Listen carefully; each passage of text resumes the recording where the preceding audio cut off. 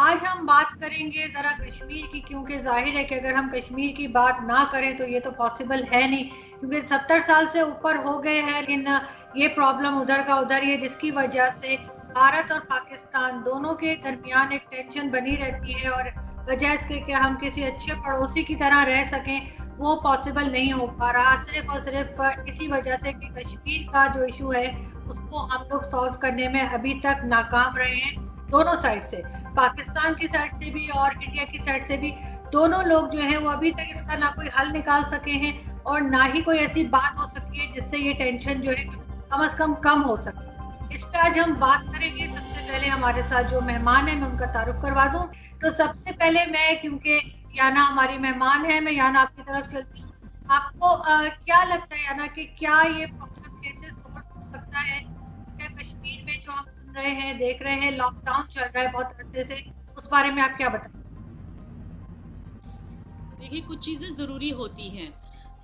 ऐसे नहीं है कि हमारी गवर्नमेंट को बहुत मजा आ रहा है।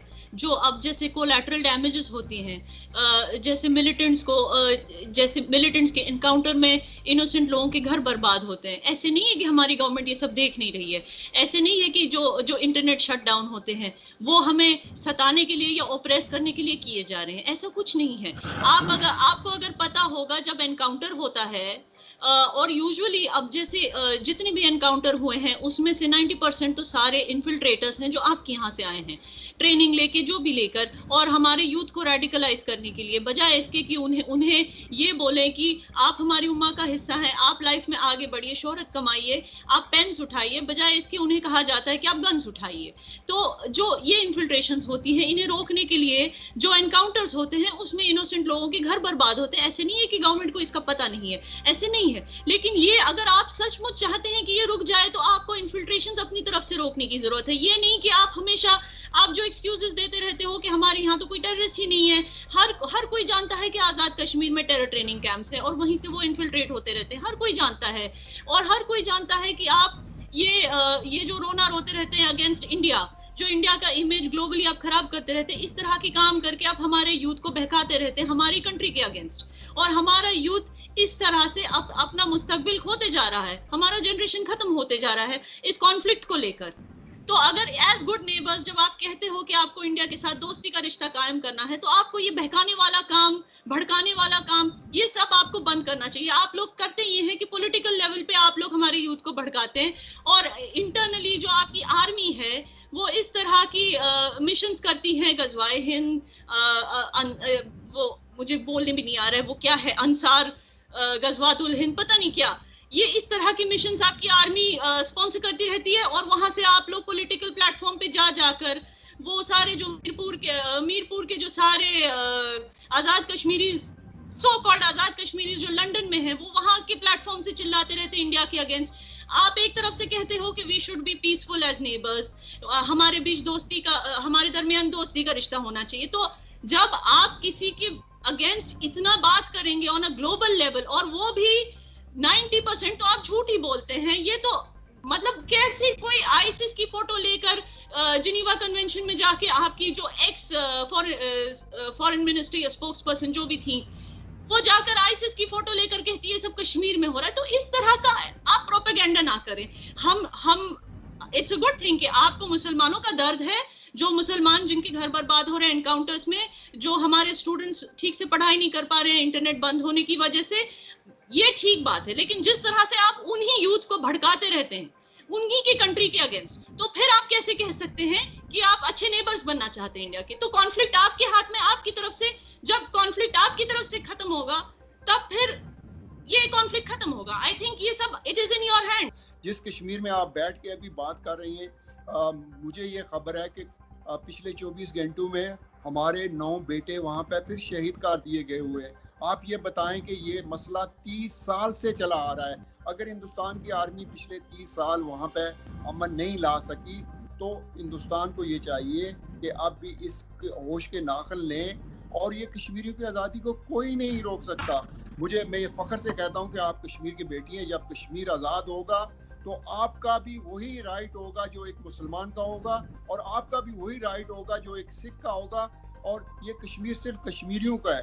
अगर कश्मीर की तारीख में चली जाएं तो कश्मीर एक इंडिपेंडेंट स्टेट तब था जब मेरे ख्याल में हिंदुस्तान पे बार बार आके इन्वेशन होती रही, हिंदुस्तान फतह होता रहा, मगर पहले ये जो कश्मीर है ये कश्मीरी पंडित रूल कर रहे थे। फिर उसके बाद 1300 के शुरू के लगभग में कश्मीरी पंडित कन्वर्ट हुए इस्लाम में, और इस्लाम जब मैं कह रहा हूँ कि मुसलमान 1320 से लेकर ये एक इंडिपेंडेंट स्टेट रूल करते रहे, और आके जब 1822 में जब ये रंजीत सिंह ने कब्जा किया, जिसके बाद ये थोड़ा सा कश्मीर का स्टेटस चेंज हुआ, जिसके बाद गुलाब सिंह ने इसे खरीदा और तब से जाके बिगड़ा। मैं आपको ये दावत देता हूँ कि आप इंग्लैंड आए, वहाँ पे आपको कश्मीरी आपके जो बहन भाई आपके बड़े हैं वो आपको वेलकम कहेंगे, और आप अपनी आंखों से आके देखें। मैं ये आपसे रिक्वेस्ट करूँगा कि आप हिंदुस्तान को कहें आपको आज़ाद कश्मीर आने दिया जाए, आप वो जगह हमें आइडेंटिफाई करें कि यहाँ पे टेररिस्ट काम पे। ये सिर्फ और सिर्फ रॉ का प्रोपेगेंडा है और हिंदुस्तानी फौज का प्रोपेगेंडा है, क्योंकि वो किसी भी मसले में को कामयाबी नहीं हासिल कर सके, जिसकी वजह से वो ये प्रोपेगेंडा करते हैं कि वहाँ से टेररिज्म एक्सपोर्ट होती है। तो हमीद साहब और वानी साहब की बातें मैंने सुनी और दोनों को मैं जवाब देना चाहती हूँ। तो फर्स्ट ऑफ ऑल हमीद साहब ने जो कहा कि ये एक अरसे से चलता आ रहा है, इन्होंने मेंशन किया, आई एम ग्लैड कि इन्होंने मेंशन किया 30 इयर्स से। तो कैन यू टेल मी कि 30 इयर्स पहले ये क्यों नहीं था? 30 इयर्स पहले ऐसा क्या हुआ था जिसकी वजह से सडनली ये कॉन्फ्लिक्ट शुरू हुआ? वो इन्फिल्ट्रेशन ही था, और वहाँ के लोगों ने ये देखा भी है कि कैसे वहाँ से हजारों में की तादाद में मिलिटेंट्स आ रहे थे। और दूसरा जो ये कहते हैं कि हमारी तरफ से कोई प्रोपेगेंडा नहीं होता है।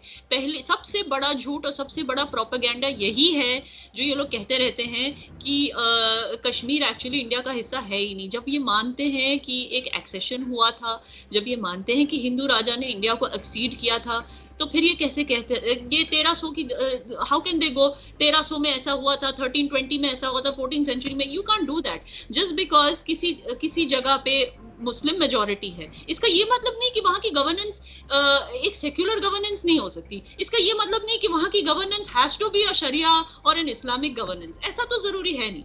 फर्स्ट ऑफ ऑल ये माइंडसेट प्रोपेगेट करना ये भी एक तरह का गलत प्रोपेगेंडा है जो हमारे यूथ को बहका रहा है और भड़का रहा है।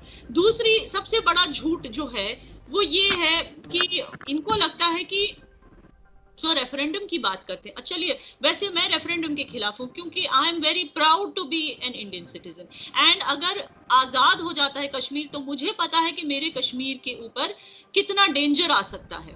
क्या आज जिस तरह से गिलगिट बाल्टिस्तानी तड़प रहे हैं इंडिया का हिस्सा बनने, कल हमारे कश्मीरी भी उसी हालत में होंगे कि या हमें फिर से अपना लो क्योंकि वी आर इन डेंजर, क्योंकि पाकिस्तान ने हमारा जीना हराम कर दिया, उस तरफ से चीन ने हमारा जीना हराम कर दिया, हमें फिर से अपना बना लो। तो मुझे पता, मुझ में वो फोरसाइट है, मुझे पता है कि in the best interest of Kashmir should remain with India, ये मुझे पता है। कुछ लोग शायद उनका फोरसाइट इतना आगे नहीं है, कुछ लोग उस चीज पे स्टक है कि हमें प्रॉमिस की गई थी रेफरेंडम क्यों नहीं। अच्छा रेफरेंडम की बात करते हैं, जिनको ऐसे लगता है कि रेफरेंडम मिलनी चाहिए वो बार बार बात करते हैं यूनाइटेड नेशंस मैंडेट की, ठीक है? तो यूनाइटेड नेशंस मैंडेट जो क्लियर कट है उसमें 3 स्टेप्स दिए गए हैं, जिसमें से थर्ड स्टेप पे आता है रेफरेंडम, सेकंड स्टेप पे आता है पहले इंडिया को अपनी जो आर्मी है उसको वहां से हटानी है, फर्स्ट स्टेप पे आता है कि पहले पाकिस्तान को एलओसी से अपनी आर्मी हटानी है। जब पाकिस्तान फर्स्ट स्टेप करने को तैयार नहीं है, राजी नहीं है, तो ये सीधा थर्ड स्टेप पे क्यों आने की बात करते हैं कि रेफरेंडम कहां से होगा? पहले अगर आप सचमुच चाहते हैं कि हमें रेफरेंडम मिले तो पहले अपनी आर्मी हटाइए एलओसी से। जब आपकी आर्मी हटेगी फिर इंडिया अपनी आर्मी हटाने की सोचेगी, फिर जब इंडिया अपनी आर्मी हटाएगी फिर होगा रेफरेंडम। यूनाइटेड नेशंस का मैंडेट भी यही कहता है। तो जब आप इस बात को क्लियरली नहीं बताते तो मैं क्यों नहीं कह सकती कि आप हमारे खिलाफ, इंडिया के खिलाफ, इंडिया की गवर्नमेंट के खिलाफ प्रोपेगेंडा कर रहे हैं? आप कैसे ये डिनाई कर सकते हैं जब आप क्लियरली जो सच्चाई, जो सच्ची बात है वो आप लोगों तक नहीं पहुंचा रहे? जो आपके पास एक प्लेटफॉर्म है, लोग आपकी बातें सुनते हैं, तो आप सही चीजें बात कीजिए, जो सही है, सच्ची बात कीजिए। सॉरी, अल्ताफ वानी की बात का भी मैं जवाब देना चाहती हूँ। वो कह रहे थे, वो इनका जो शाह फैसल का एग्जाम्पल दे रहे थे।